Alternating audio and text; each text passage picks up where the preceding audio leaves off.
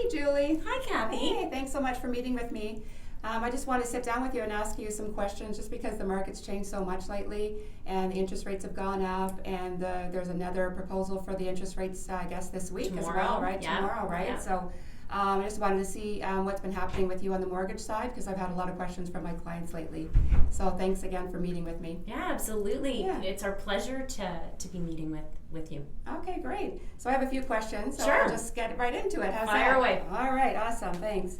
All right, so as a first-time buyer, what are the top 3 things that you would that will improve their chance of getting a pre-approval in this market? Yeah, so on the topic of pre-approval, it is so important for your customers, especially right now, to make sure that they've got a pre-approval in place. It really allows them to narrow their home search and better understand their purchase price, which of course will allow them to budget towards having that home. It'll help them budget for their mortgage payment, their utilities, their property taxes. It's important right now that customers understand that pre-approvals are only valid for 90 to 120 days with most banks. Oh, that's a good point. With most banks or lenders. And so if they haven't been successful in obtaining a home during that period and a pre-approval has to be redone, it could impact their borrowing power right now because of the rising interest rates. Oh, okay. Yeah, so it's very important that your customers stay on top of their pre-approvals, and if they are coming due for expiry, that they should get in touch with their mortgage agent or their bank to have them update it. I know you had asked the things that are important for a pre-approval to make sure that pre-approval is successful. Yeah. I think I'm going to take a different approach, and I'm going to tell you what they shouldn't be doing during either the pre-approval process or the approval process. There's a few things that we suggest to customers that they don't do. One of them is any major purchases or seeking new credit. So for example, that car that you've been waiting for to come into the dealership, you should not be buying it during... That's so true, right? Yes. Yeah, I tell people that all the time. Yes. Yeah. So no major expenses, no new credit. Yeah. The other thing is job change. I know we've had the what did they call it? The great... resignation. I know we've had the great resignation, and people are eager to change jobs right now. But changing jobs can impact the pre-approval and the approval process. It impacts your income. And with a job change between companies, it usually means that there's a probationary period. That's right, 90 days usually, right? Yeah, absolutely. Mm-hmm. And a lender, the way that they look at that probationary period is that the income is not secure. And so if somebody's in the middle of a probationary period, they won't accept that income. So that could put you at risk. Yeah. The other thing is down payment. Movement of your funds between accounts. I know people are sometimes eager to make sure that all of the money is in one account. But what it can mean is it can mean a lot of extra work for your customer because the documentation that will have to be provided from account to account. Oh, I never thought of that. Yes, could be lengthier and more detailed. So our recommendation is leave your down payment where it is, and as we get closer to close, that's when we'll make the movements and the shifts for down payment. Actually, a quick question about down payment. Sure. So if it's coming from a family member or something, it's better, I guess, to have it in their bank ahead of time? Or? Yeah, so most lenders do want to have confirmation of the funds and would like to see it in the recipient's account. Yes. Great. That's awesome. Thank you. All right. So my next question that I had was, what would you say a first-time buyer if they no longer qualify for their dream house, with the mortgage rates, what would be a recommendation for them? Like I know for me that I always say, you have to start somewhere, so I think it's better to get into the market and then move up from there. But what are your suggestions to them? Yeah, I absolutely agree with you, Kathy. It's important to get into the market, and what would happen is you may have to adjust your purchase price and the home that you were hoping to get. I think you would agree, yes, we all have our dream home, but no home is perfect. There's always things that you need to do. But what I do think is that there's a perfect time to get into the market, and that is sooner than later. Yeah. So right now is the time to do that.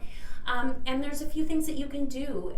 If the home that you're looking at to move into, maybe what you do is instead of looking for a primary residence for yourself, and if you've got a build-up of down payment, and money to invest into the market, maybe you consider doing a rental property first as opposed to a primary residence. But yes, I completely agree with you. My suggestion is to get into the market sooner than later and start to build equity so that when that dream home does come along, then you're ready to go. Yeah, that's great. Perfect. All right, so the next question I'm always getting these days actually is, what do they do, fixed or variable mortgage? So what do you suggest? Yes, it's a question that we get multiple times a day. I bet, yeah. So there's so many factors at play when you're making the decision, and we can advise you, but ultimately the customer has to make the decision that's best for them and their family. So many things come into play: personal finances, their risk tolerance, their budget, and also the current economic conditions right now. There's so much volatility right now in the market. So with a fixed rate, what you're going to get is you're going to get a steady payment that doesn't change for the term of your mortgage, putting your mind at ease that you don't need to be lying there in the middle of the night worrying about your mortgage or your rate. But also with a fixed rate, what comes with it is typically a higher penalty. It's what we call an interest rate differential penalty in most cases. So there is the potential that if a customer were to break their mortgage during the term, that there is the potential for the higher penalty. With a variable rate, we know that variable rates fluctuate with prime, and as we said earlier, they're July 13th is the next meeting. So payments can fluctuate with prime. It is important to understand the type of variable rate mortgage that you do have. There are two types of variable rate mortgages. One is a true variable with a static payment, so your payments don't change unless you make a change to the payment. Or there's an adjustable rate mortgage. And what happens is as prime changes, whether it goes up or down, then your payment will be adjusted by the lender. Yeah, I think a lot of people don't realize that actually, for the variable rate, so that's good to know. Yeah, and understanding our customers' circumstances, like for example, if it's someone that has got a very tight budget, then we might look at the true variable rate mortgage. Or if you have someone that wants to take advantage of the lower rates but wants to ensure that they're staying on top of their amortization and paying the mortgage down as quickly as possible, then the adjustable rate mortgage might benefit them. I would say that, if you look at history and you speak to economists or people in the industry, most people will say that a variable rate will outperform a fixed rate mortgage. Okay. Yeah. But again, at the end of the day, it's got to be what your customer is most comfortable with. There's lots of ways to take advantage of the lower interest rate with a variable rate mortgage and paying it off quicker by increasing your payment. So the best bet is to speak to a mortgage professional who can walk you through the pros and cons of both and ensure that you're in the right product. That's great. Thank you so much. The other thing I was wondering too, actually, in the last little while, like 60 days or so since this has all been happening, are there any things that have been brought up or concerns from the lenders? Yeah, so right now a hot topic would be appraisals. Oh, okay. An appraisal can come in lower than the purchase price at any point in time, not just now. I mean, it can happen at any point in time. However, there's a little bit more talk around that right now. So there are a few things that we can do to mitigate that. One of them would be we'd work with you and look at comparables in the neighborhood, other properties that have sold for a similar price, and provide those to the lender. The other option is we can look at getting a second opinion, so having a different appraiser go in there and value the property and come back with an appraised amount. The other thing that we could do is review the customer's resources and financial situation. We might restructure the mortgage, maybe put a little bit more down on the property.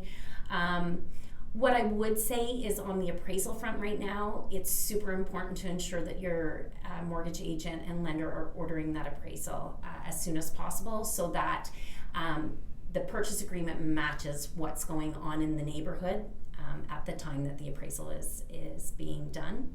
Yeah, that's good, because I've seen in the past where sometimes the appraisals come in like the week before closing, and I think, so late, you know, Yeah. so I think that's perfect to do it sooner rather than later. Yeah, absolutely. The other thing too, I would say, is make sure that you are working with your realtor right now. If you are in a situation where you're thinking of selling your home, the market has shifted. Where I would say earlier this year, we saw many clients that would purchase first and then sell their home. Depending on the neighborhood that you are in right now, the recommendation might be by you with customers to sell first and then purchase afterwards. Yes, we're definitely having those conversations now, and it really depends on the client themselves, but I would suggest to sell first, unless you can hold two properties. Yeah. Well then that's fine, but definitely sell before buy. Yeah. Is our advice right now. Yeah. So can we go back to the appraisals again? I just wanted to know if you can give me an example. Like, what if the appraisal came in lower than the purchase price of the home? What would happen then? Okay, so let's talk about a potential restructure. Kathy, you're going to make me do math today. That wasn't the point of this conversation. So let's say, for example, and I know my figures are probably don't line up to the Burlington Oakville market. However, let's pretend it was a purchase price of $500,000, and the customer wanted to put 20% down. That would be $100,000 that they would be putting down. If the appraised value came in at $475,000, there would now be a gap of $25,000 between the purchase price and the appraised value. The lender is going to work with the appraised value, and so if the customer still wanted to put 20% down on $475,000, that would be $95,000 that they would be required to put down on that amount. But there's now that gap between the purchase price and the appraised value that the customer needs to ensure is allocated for. So truly what's going to happen is, with an appraised value at $475,000, their down payment now moves to $120,000 to make up for that shortfall between the purchase price and the appraised value. I see. Okay. So you're going to have to get some money from somewhere, right? Absolutely. Yeah. So there's a few options. You can go to the bank of mom and dad, borrow from a parent or a family member. You may have resources in your investments, although it's not the greatest time to take money out of your investments right now. I'm not looking at my investments. No, right I know. No. The customer may have additional savings that they could take the money from, or there's always an opportunity to talk to your mortgage professional about a down payment loan. Okay, that's great. Yeah. Well, thanks so much. That's all I have. So if there's anything else that you wanted to suggest or chat about, let me know. Now's your time to shine. Okay. Well, really the only other thing was, I thought it was important for me just to touch on timelines right now. I'm sure many customers would like to know how long it takes to get a pre-approval or an approval in place. Typically right now, I would say we're anywhere from about 24 to 48 hours up to about 5 days, depending on the lender. There are a few lenders in the marketplace that are a little bit longer than that right now, but it would be a discussion that we would have with the customer about the right place to go, especially if there's a condition on financing in place. But what your customers can do to ensure that the process moves as quickly as possible is to arm their mortgage agent or mortgage broker or professional with all documents up front, as many as they can provide up front. It removes the back and forth between the customer and the mortgage professional, or the mortgage professional and the bank or lender, to ensure that things move as quickly as possible. Yeah, no, that's always great, because I'm sure you're seeing conditions again, right? Like you're saying, condition on financing. And haven't seen those inspection. in a while. I know, right? So so we're back to that. So I'm glad that 5 business days that we're typically seeing now would be plenty of time then for the pre-approval. Yeah, absolutely. Okay, that's amazing. Thank you so much again for meeting with me. I really appreciate it. Absolutely, anytime. Yeah, so I just wanted to let all our clients know that Julie here and her sister Amanda are both great, and with Loft Financial, we're going to put their credentials and everything in the our attachment here as well, so you can reach out to them if you have any more questions. Okay. So thanks again. Kathy. All right, have a great day. Thanks.